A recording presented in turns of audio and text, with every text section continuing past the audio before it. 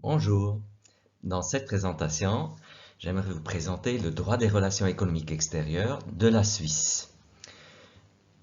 Il faut dire que pour comprendre les négociations internationales, notamment les positions des États prises dans leurs négociations par exemple à l'OMC ou à l'OCDE, il est souvent très important de bien comprendre l'enjeu que cela pose au niveau national. Nous prenons l'exemple de la Suisse, mais il faut être conscient que ce n'est pas si différent du système dans la plupart des États. Et c'est donc un bon exemple pour comprendre ces enjeux et défis de manière générale. Comme toujours, cette partie est décrite cette fois dans le chapitre 3 de l'ouvrage qui est à la base de ce cours.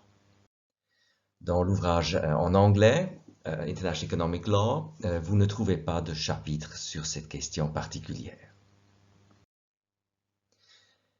Comme nous l'avons déjà énoncé à un autre moment, le droit des relations extérieures n'est pas très connu et le grand public et même la plupart des juristes ne sont pas conscients exactement du fonctionnement et des différents domaines couverts par ce domaine. On peut dire que du point de vue interne, ça fait normalement partie du droit des relations extérieures. Et la partie qui est peut-être le plus connue, ça reste celle du commerce extérieur, notamment des marchandises. Pour des raisons historiques, c'est le domaine qui, jusqu'aux années 70, on peut dire, ou 70, était dominant, au moins dans la perception de la plupart des observateurs. Là-dedans, le droit douanier est peut-être le mieux connu, car le particulier, quand il franchit la douane, normalement est confronté à cette question, ou quand vous importez directement quelque chose, vous, en tant que particulier, avez affaire avec les autorités douanières, et c'est donc l'aspect que la plupart des gens connaissent. Mais il faut dire qu'aujourd'hui, notamment dans les négociations internationales, ça reste un enjeu important, mais peut-être pas le plus complexe ou compliqué du point de vue technique et méthodologique, tandis que d'autres domaines comme le droit des investissements, la propriété intellectuelle, l'achat public sont nettement moins connus. Une importance particulière en Europe, et donc aussi par la Suisse, souvent de manière indirecte, mais aussi directement dans les négociations avec l'Union européenne, a le droit européen du commerce extérieur, ou aujourd'hui on devrait aussi mieux l'appeler droit européen des relations économiques extérieures, car les activités actuelles et les grandes négociations ont plutôt lieu dans le domaine des services, de la propriété intellectuelle et notamment des investissements. Et on peut aussi inclure encore les questions monétaires, notamment quant au rôle de l'euro dans la finance internationale. Alors nous avons aussi évoqué antérieurement que les raisons pourquoi ce droit est peut-être un peu moins connu, c'est parce qu'il est détaillé et très technique. Ce qui est aussi le cas pour d'autres domaines, par exemple le droit fiscal ou le droit de la construction, au moins son côté administratif. Donc on laisse cela normalement aux techniciens et en même temps il y a certains aspects qui tout à coup peuvent faire l'objet d'un débat parlementaire. Nous allons évoquer aussi plus tard un exemple récent en Suisse était certainement la négociation d'un accord de libre-échange entre la Suisse et les pays de l'ALE avec l'Indonésie, où on a vu que le débat était entièrement consacré à la question de l'huile de palme et son traitement douanier, mais non pour des questions financières, mais plutôt à cause de la concurrence pour l'agriculture suisse, donc les répercussions sur la structure de l'économie suisse, et encore plus concernant la durabilité de cette production, tout en sachant que les importations de ce produit sont minuscules Et pour la discussion de l'accord dans sa totalité, du point de vue économique au moins, ne méritait pas cette place, mais le débat politique était un autre, comme c'est souvent le cas. Et donc c'était un détail technique sur des quotas tarifaires, effectivement, pour de l'huile de palme produite de manière durable. Nous avons aussi évoqué antérieurement que souvent dans ce domaine, les normes, notamment en droit interne, mais aussi en droit international, sont pas très précises. Donc c'est à la fois technique sur certains aspects, mais on laisse normalement une certaine discrétion, une marge de manœuvre à l'État pour réagir. Par exemple, dans le domaine des droits de douane, il est assez commun qu'on fixe des droits de douane relativement élevés comme maximum et qu'on annonce aussi aux organisations internationales, tandis que sur le plan interne, les autorités ont la possibilité d'appliquer temporairement des droits de douane plus bas, ce qui est permis du point de vue du cadre international, parce que c'est plus avantageux pour nos partenaires commerciaux. Et donc là, ils ont une certaine marge de manœuvre. Pendant la crise du coronavirus, par exemple, il y avait tout à coup pas assez de beurre en Suisse, ce qui est assez étrange parce que normalement il y a une offre trop importante de produits laitiers, mais à cause des circonstances, les gens consommaient plus de beurre à la maison et donc la production suisse n'était pas adéquate. Et donc on a facilité l'importation de beurre de l'étranger en donnant des conditions plus favorables, des droits de douane plus bas pour une quantité plus importante de beurre. Et ceci était parfaitement faisable dans le cadre législatif national, car le Conseil fédéral avait cette marge de manœuvre de baisser temporairement là les droits de douane pour le beurre. Et dans le cadre international, c'était toujours dans le cadre de ce qui avait été fixé. Comme on a dit, là c'est le taux maximal qui est fixé. Cela permet une certaine influence au lobby.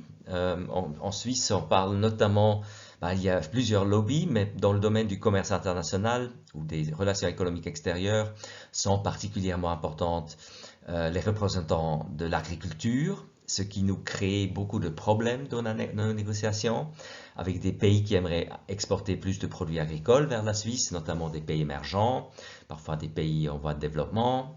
L'exemple de l'Indonésie et son huile de palme se place parfaitement dans ce cadre. Mais bien sûr, il y a aussi les lobbies de certaines industries, par exemple le lobby des industries pharmaceutiques ou du secteur bancaire, quand il s'agissait de la négociation du secret bancaire ou la question du blanchiment d'argent. Il y avait au moins à un certain moment une forte résistance. Aussi, ces lobbies sont normalement représentés par des avocats ou des spécialistes au Parlement qui à ce moment-là défendent ces intérêts, et ceci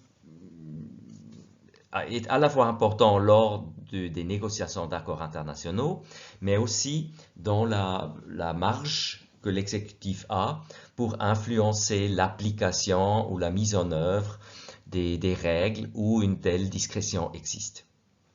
Et finalement, nous avons aussi déjà dit que la protection judiciaire est limitée. C'était encore plus le cas par le passé, tandis qu'aujourd'hui, en principe, normalement, vous avez accès à une cour. Ça, c'est l'état de droit tel qu'il est aujourd'hui aussi applicable dans ce domaine.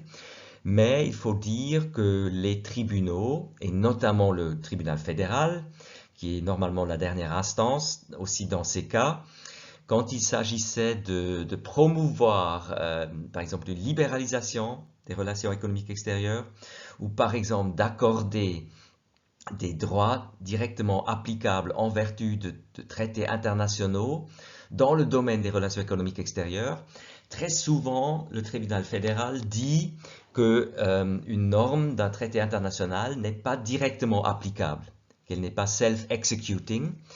Ce qui est aussi le cas dans d'autres domaines, mais c'est particulièrement connu et commun dans le domaine des relations économiques extérieures, parce qu'effectivement, ça permet aux tribunaux de ne pas appliquer éventuellement une norme qui semble tout de même relativement claire d'un traité international et de laisser au Conseil fédéral la mise en œuvre de ces normes et voir la non-mise en œuvre.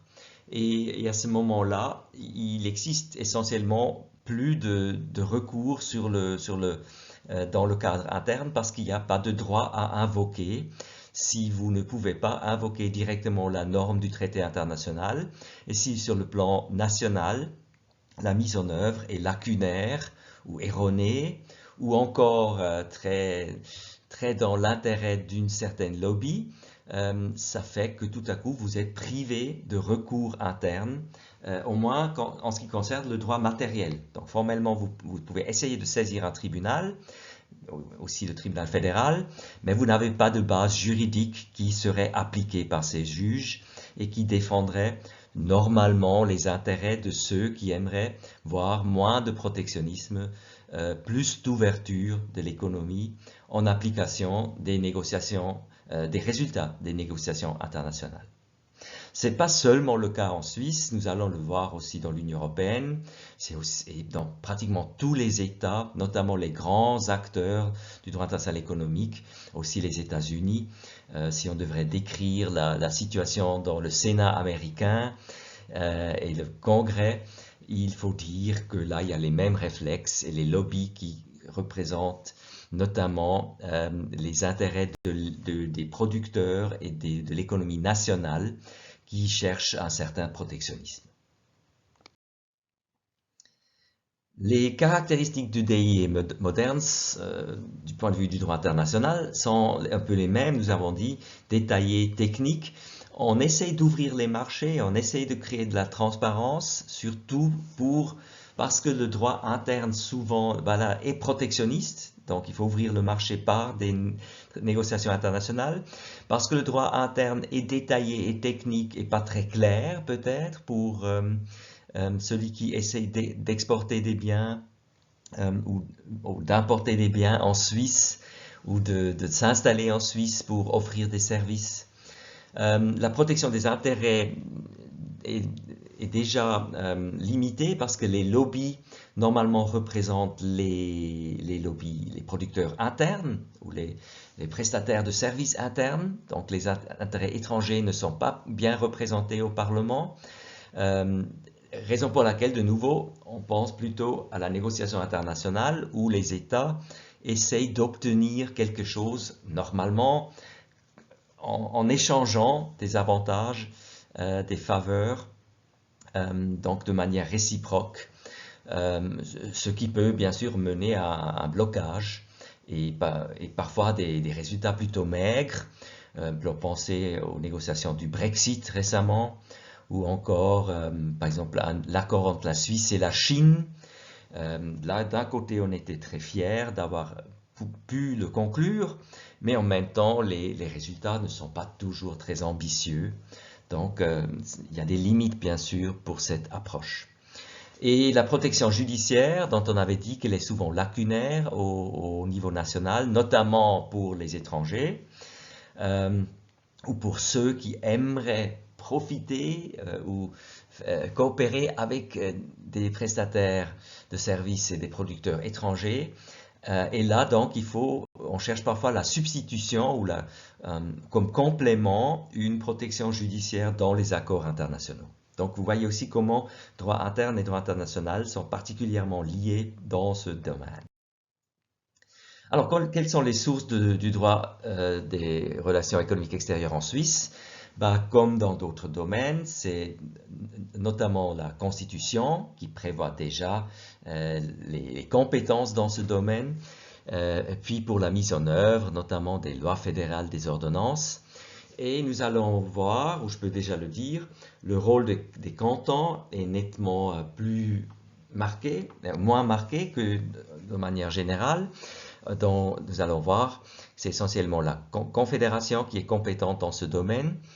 Et tout de même, il y a des situations où il faut se rendre compte que peut-être certaines mesures cantonales qui sont dans la compétence cantonale pourraient créer des problèmes. Et donc là, il y a tout de même un certain discours qui a lieu. Prenons par exemple le domaine des hôpitaux ou de l'école, ce sont des domaines où les cantons sont compétents en vertu de la Constitution, sont des services, hein, l'éducation, la santé. Et si là, un canton prend des mesures, cela pourrait avoir des répercussions sur l'ouverture du pays, par exemple, pour des prestataires étrangers. Et ça devient donc tout à fait compliqué et on a besoin que la Confédération veille à ce qu'elle puisse garantir ses engagements internationaux et il y a donc éventuellement aussi dans ces domaines des limites pour les actions cantonales. Le domaine où c'est peut-être le plus connu et marqué, c'est l'achat public. Donc si l'État, si les cantons achètent des biens, par exemple des meubles pour les écoles ou des instruments ou des appareils pour leurs hôpitaux. À ce moment-là, la Suisse a négocié des règles internationales dans le domaine de l'achat public pour rendre ces procédures plus transparentes et aussi non discriminatoires quant aux étrangers. Et donc, ça affecte directement l'achat public par les cantons ou encore parfois les communes, notamment les grandes villes. On peut aussi parler du rôle des organismes privés. Vu que l'importance des lobbies est importante, un des mécanismes, c'est souvent qu'on laisse, comme c'est le cas pour l'économie dans son ensemble, certaines règles ou une certaine autonomie à certaines branches pour s'auto-réglementer. En disant que par exemple les architectes développent des standards et des règles qui sont appliquées dans ce domaine de la construction par exemple. Et là c'est encore une voie d'entrée bien sûr pour chercher à protéger plutôt les membres de ces branches en Suisse. Donc encore là l'économie suisse. Et donc ce rapport entre règles adoptées par des représentants des branches, des associations qui représentent une branche ou un nombre de producteurs dans un domaine, et la réglementation par loi hein, et par l'État crée donc aussi parfois une situation très compliquée.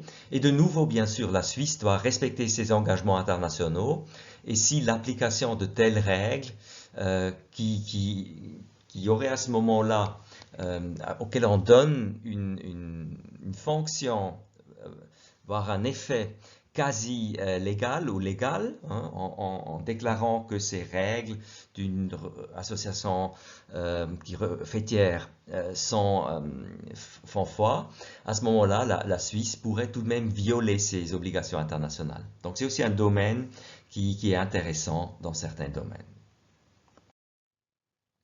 Alors regardons ces bases dans la Constitution. En principe, les affaires économiques extérieures peuvent être vues à la fois comme une partie des affaires étrangères et en partie aujourd'hui, on dit aussi, c'est tout de même aussi du droit économique. Alors dans la Constitution, il n'y a pas une règle très claire sur le règlement de l'économie dans son ensemble. C'est extrêmement fragmenté. Pour les affaires étrangères, par contre, nous avons cette règle qui dit que les affaires étrangères relèvent de la compétence de la Confédération. Et là, il y a certains objectifs qui, en principe, s'appliquent aussi aux règles du commerce et des relations économiques extérieures. C'est notamment d'abord la ligne 2. La Confédération s'attache à préserver l'indépendance et la prospérité de la Suisse.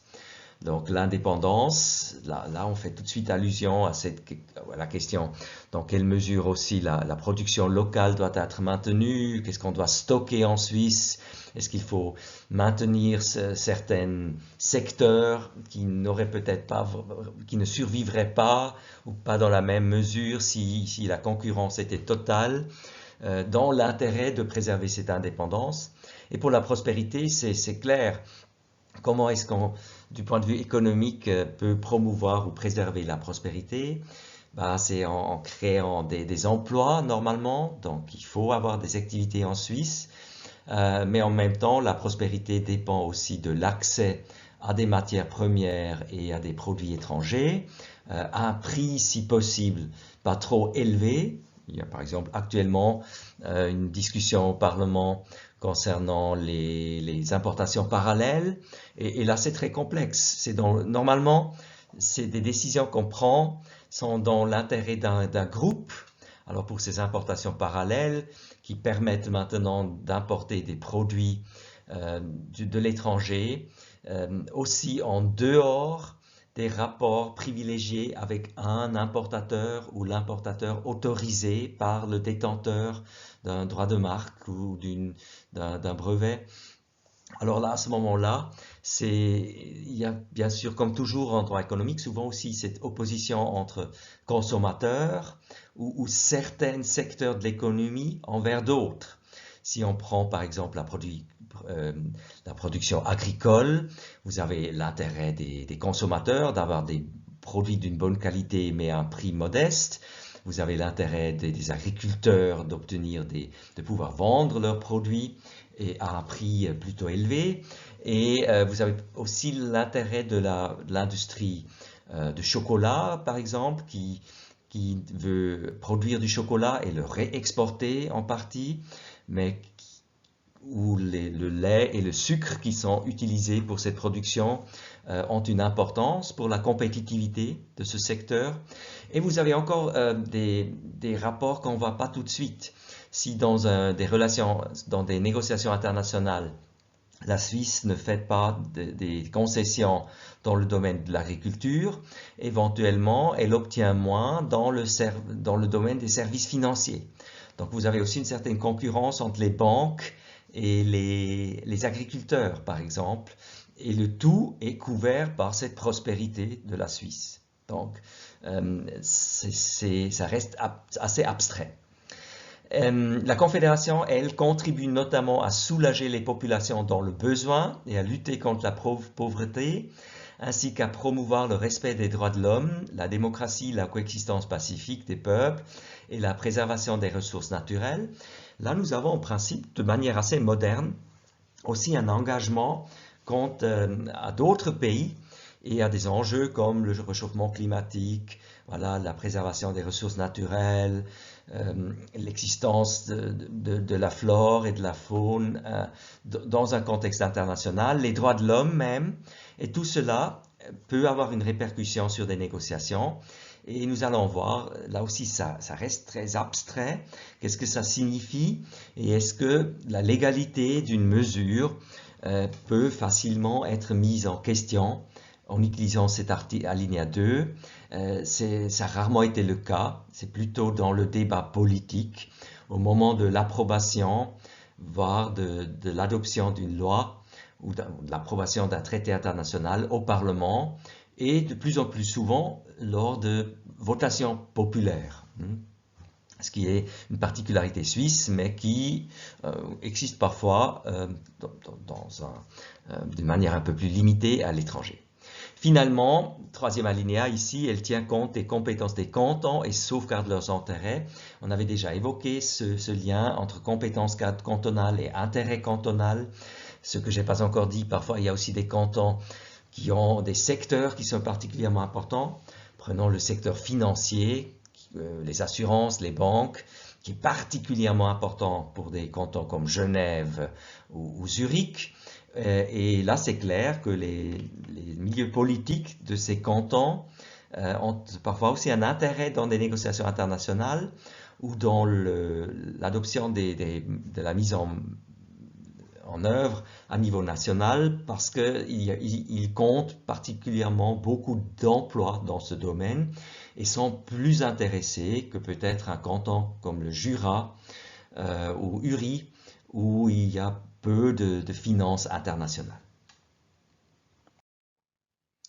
Il existe dans la Constitution fédérale un article spécifique pour la politique économique extérieure, mais qui reprend en principe cette idée.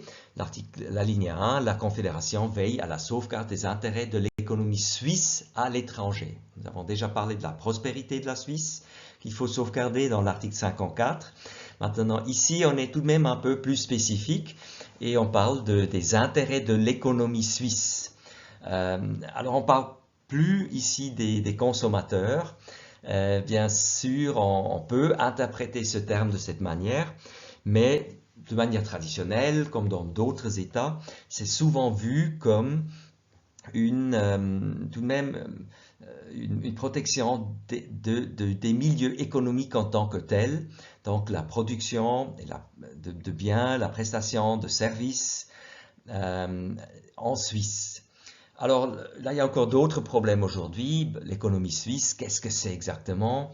Grâce aux investissements internationaux, même beaucoup d'entreprises qui étaient traditionnellement considérées comme purement suisses sont aujourd'hui contrôlées par des entreprises étrangères.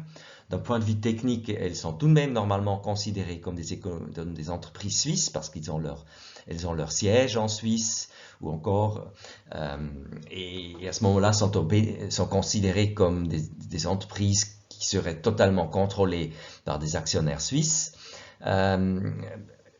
Ici, c'est l'idée, bien sûr, voilà, qu'une économie suisse contribue à des emplois dans le pays, paye des impôts dans le pays. Donc, nous allons voir l'importance des questions fiscales.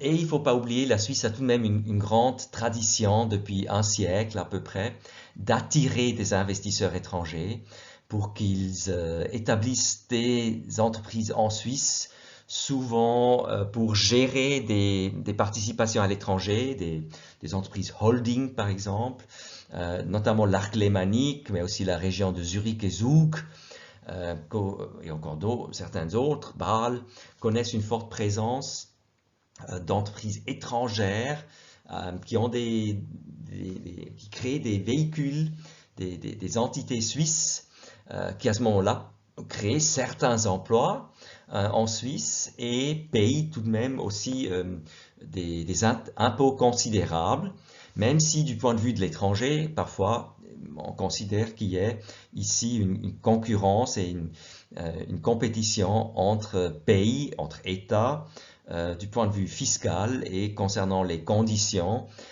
pour attirer d'autres entreprises. Et là, bien sûr, il y a aussi beaucoup de négociations au moment actuel pour éventuellement régler ces questions entre les États. Deuxième alinéa de l'article 101, dans des cas particuliers, la Confédération toujours, donc pas les cantons, peut prendre des mesures afin de protéger l'économie suisse. Protéger l'économie suisse, c'est un autre mot pour protectionnisme. Elle peut, au besoin, déroger au principe de la liberté économique. Et là, vous trouvez maintenant tout de même déjà une base légale très importante, de manière générale, qui permet à la Confédération de limiter la liberté économique dans le cadre des rapports avec l'étranger. Donc on peut dire la protection de l'économie suisse permet automatiquement, sur la base de l'article 1, de déroger du principe de la liberté économique. Nous allons voir, ces limitations doivent en principe être proportionnelles et justifiées. La justification, c'est la protection de l'économie suisse, et la proportionnalité, évidemment, reste très politisée dans ce domaine. Nous avons surtout dit aussi que les tribunaux ont tendance à se retenir, donc pas vraiment un contrôle judiciaire, et à ce moment-là, on peut dire l'État peut faire presque tout sur la base de cet article 101 s'il n'y avait pas des limites dans des accords internationaux. Et là, on voit le rôle de ces accords internationaux qui essayent de limiter la tendance des gouvernements vers la protection, le protectionnisme et les faveurs qui sont accordées à certains lobbies, notamment les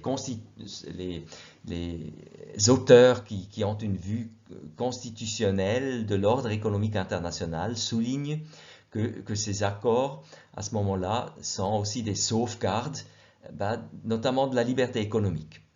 Ce qui, en même temps, est critiqué par beaucoup qui disent que ces accords internationaux et les négociations internationales ont tendance à peut-être mettre en avant les intérêts économiques des États, parce que les lobbies d'autres États pourraient s'imposer, tandis que les intérêts du consommateur, des droits de l'homme, du climat, sont peut-être pas suffisamment pris en compte. Alors, pour des raisons historiques, le domaine le plus développé était les droits de douane. Ça, on a déjà dit, ça date d'une époque quand le commerce des marchandises était particulièrement important. Et ça ne surprend donc pas qu'il y ait une norme spécifique sur les droits de douane dans l'article 33 de la Constitution fédérale. Il ne faut pas oublier, c'est tout de même aussi des recettes financières.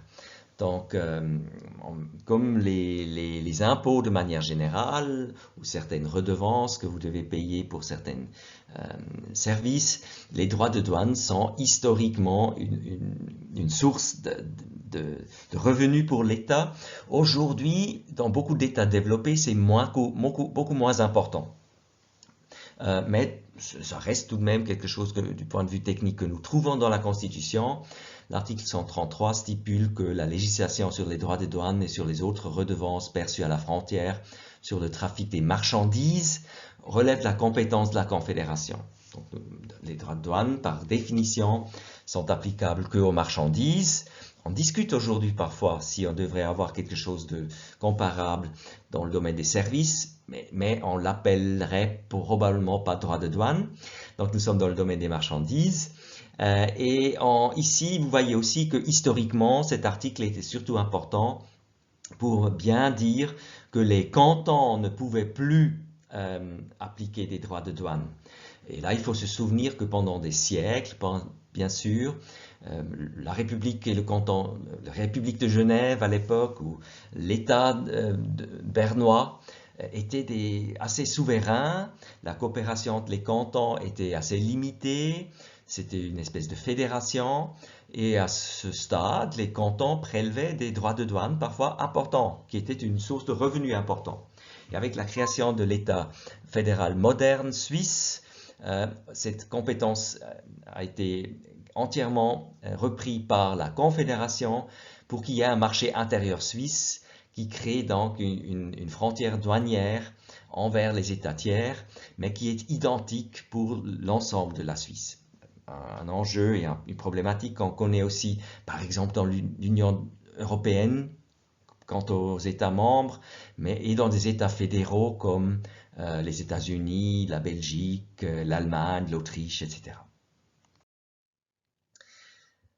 J'aimerais tout de même encore vous parler du préambule de la Constitution, et parce que on va tout de même ici aussi un peu l'esprit de la Constitution suisse.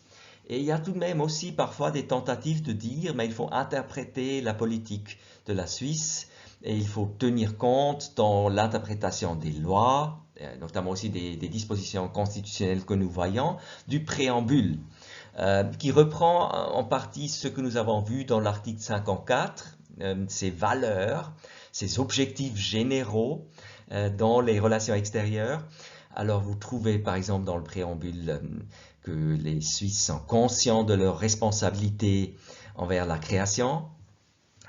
Alors là, aujourd'hui, c'est souvent interprété comme tout ce qui est la protection de l'environnement, le climat, la flore et la faune, la durabilité dans son ensemble peut-être. C'est clair, ici, avec la création, on a choisi un terme un peu plus religieux, qui correspond à la tradition dans ce pays, mais l'idée est évidemment celle du contexte environnemental dans lequel nous vivons. On trouve aussi qu'il y a l'Alliance pour renforcer la liberté, la démocratie, l'indépendance. Alors on a déjà vu l'indépendance, ce que cela peut signifier dans le domaine économique, la paix, dans quelle mesure peut-on contribuer à la paix en évitant par exemple des guerres commerciales avec d'autres États, un esprit de solidarité et d'ouverture au monde. Alors on a souvent parlé de la protection des intérêts de certains lobbies. Ici, la solidarité fait tout de même aussi allusion peut-être au rôle et à la responsabilité qu'on a envers un pays comme l'Indonésie quand on négocie un traité de libre-échange. Est-ce que les emplois créés dans ces pays, les conditions de travail peuvent jouer un rôle? Aujourd'hui, on dit normalement, oui, ce sont des questions dont on peut tenir compte et on peut s'inspirer ici du préambule de la Constitution, même si ça reste relativement abstrait. Dernier point, dans le préambule, la responsabilité envers les générations futures. Alors là, encore une fois, c'est souvent interprété comme une obligation d'être responsable quant à la durabilité, les droits humains, mais aussi le développement économique de toutes les régions de la planète pour créer des opportunités pour les jeunes. Aujourd'hui, c'est aussi parfois discuté dans un contexte du terrorisme, de guerre civile, que là, en tant que pays riche, on a une certaine responsabilité. Mais il faut admettre, ça reste un peu abstrait. Et dans les débats parlementaires, vous l'entendez parfois, mais dans la réalité, si on regarde les résultats, on n'est pas toujours sûr que tous les représentants au Parlement et le gouvernement lui-même soient totalement inclins à garantir que la préambule de la Constitution soit aussi réalisée. Alors, beaucoup plus concret, donc, nous avons vu que après la Constitution, il y a un grand nombre de lois fédérales dans différents domaines. Alors ici, juste le domaine qui historiquement était le plus important, le droit de douane, c'est le chapitre 63 du recueil systématique, ou par exemple la loi fédérale sur les douanes, numéro 631 dans le recueil systématique. C'est une telle loi qui a une longue tradition, qui a constamment été révisée et qu'on doit réviser pour tenir compte aussi des résultats des négociations avec l'étranger. Mais c'est donc là qu'il y a effectivement du droit applicable au niveau national. Il existe aussi un chapitre dans le recueil systématique sur le commerce extérieur. Vous voyez le droit de douane dans le 6e chapitre, où on règle en principe les finances. Et d'après ce que j'ai dit, ça s'explique surtout pour des questions historiques où les droits de douane étaient plutôt vus comme un revenu. Le commerce extérieur plutôt dans le domaine économique, le 9e chapitre. Il existe une loi fédérale sur les mesures économiques extérieures de 1982, mais qui est rarement appliquée et qui est une loi avec une portée actuellement très très limitée, malgré son nom qui est très général. Et là, je voulais juste vous rendre attentif à un débat qui a lieu actuellement. Il y a certains professeurs, moi inclus, qui ont dit que peut-être, vu que le préambule et la disposition de l'article 101 de la Constitution restent relativement maigres et que l'application de ce qu'on a vu dans l'article 54, ses objectifs, est souvent oubliée, on dit que peut-être on pourrait convertir cette loi sur les mesures économiques extérieures ou adopter une autre loi avec la même teneur qui compte beaucoup plus de détails, qui donnerait des lignes directrices et plus de détails techniques à comment la Suisse, et notamment le Conseil fédéral ou l'administration fédérale, devraient négocier leurs accords internationaux.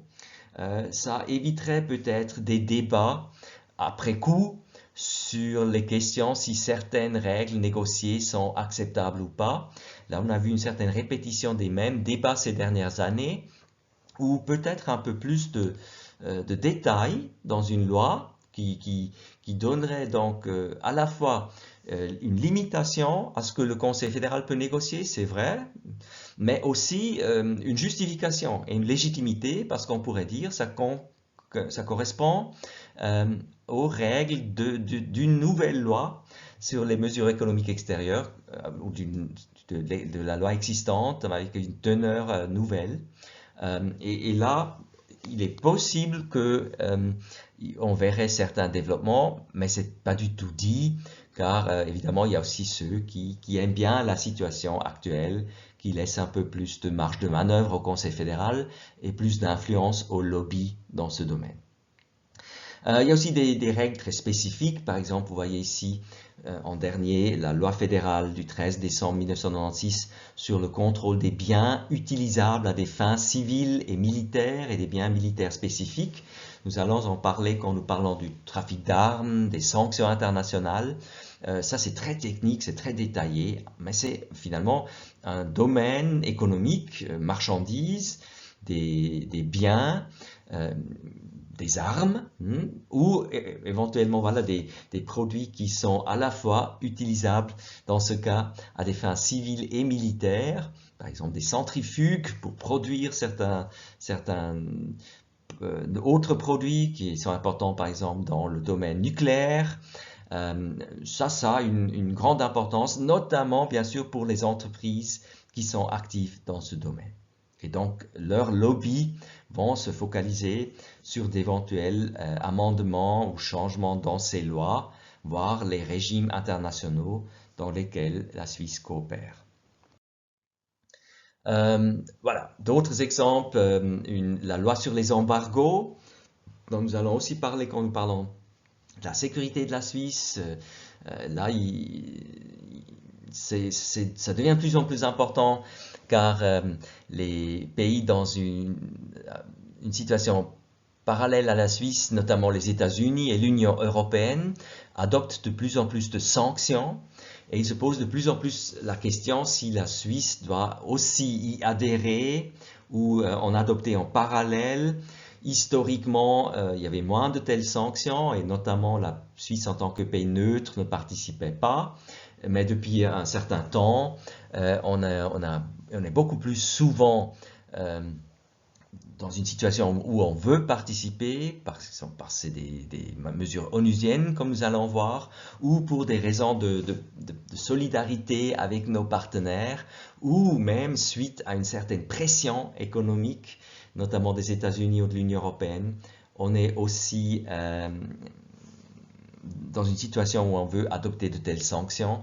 Donc cette loi, pour certains secteurs de nouveau, peut être très important. Aussi pour le secteur financier, ce qu'on oublie parfois, parce qu'il y a des gels d'avoirs et l'interdiction de certaines relations financières qui sont souvent importants pour les pays ciblés.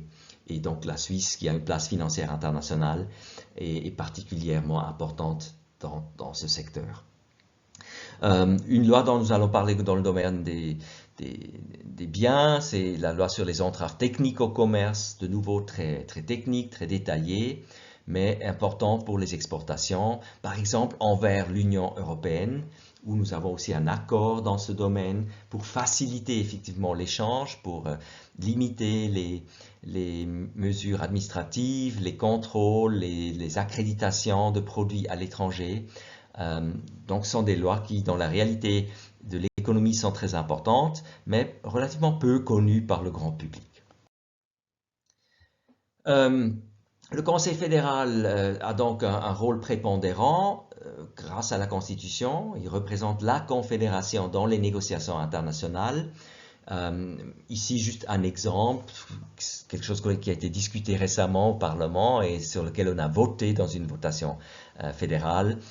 Donc, vous voyez ici le message concernant l'approbation de l'accord de partenariat économique de large portée entre les États de l'ALE, donc la Suisse avec le Liechtenstein, la Norvège et l'Islande, et l'Indonésie. Et je vous invite vraiment à ouvrir ce document pour vous faire une idée sur comment ça fonctionne. Cet accord contient des chapitres sur différents domaines, commerce des biens, commerce des services, comme investissement, propriété intellectuelle. Et donc au fur et à mesure, dans ce cours, nous allons voir ces différents domaines. Si je vous ai montré certaines dispositions de la Constitution qui sont spécifiques pour le commerce, il peut aussi y avoir, notamment suite à des votations, des amendements de la Constitution qui ont aussi un effet sur le commerce. Alors, je ne veux pas aller trop dans le détail, mais juste un exemple. Dans les dispositions transitoires de la Constitution, vous trouvez par exemple un article sur le génie génétique. Alors, cette alinéa 7 de l'article 197 stipule « L'agriculture suisse n'utilise pas d'organismes génétiquement modifiés durant les 5 ans qui suivent l'adoption de la présente disposition constitutionnelle, ne pourront en particulier être importés ni mis en circulation. » Voilà certaines plantes et vous voyez ici le terme « importé ». Alors, C'était accepté dans une votation populaire du 27 novembre 2005. Et à l'époque, on voyait que cela pouvait donc modifier le cadre légal pour les importations en Suisse suite à une votation populaire. Donc on voit aussi l'importance de ce domaine, même dans dans un domaine qui est normalement réservé pour la négociation du Conseil fédéral, avec une participation moins importante des cantons et du peuple, mais là par la voie d'une votation populaire ou encore d'une motion parlementaire qui est reprise, ça peut être différent.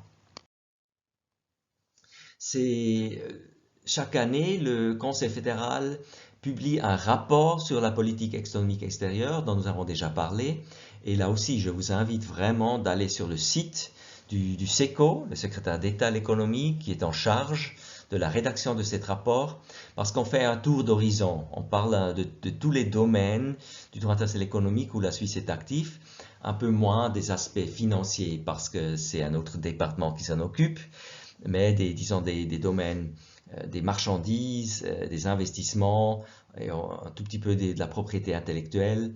On en parle dans ce rapport des nouveaux développements, de l'état des négociations internationales dans lesquelles la Suisse est impliquée, voire l'adoption de nouvelles mesures ou des amendements ou des mesures temporaires dans le domaine de l'économie internationale de la Suisse. Voilà, c'est tout pour cette présentation. Merci beaucoup et à bientôt.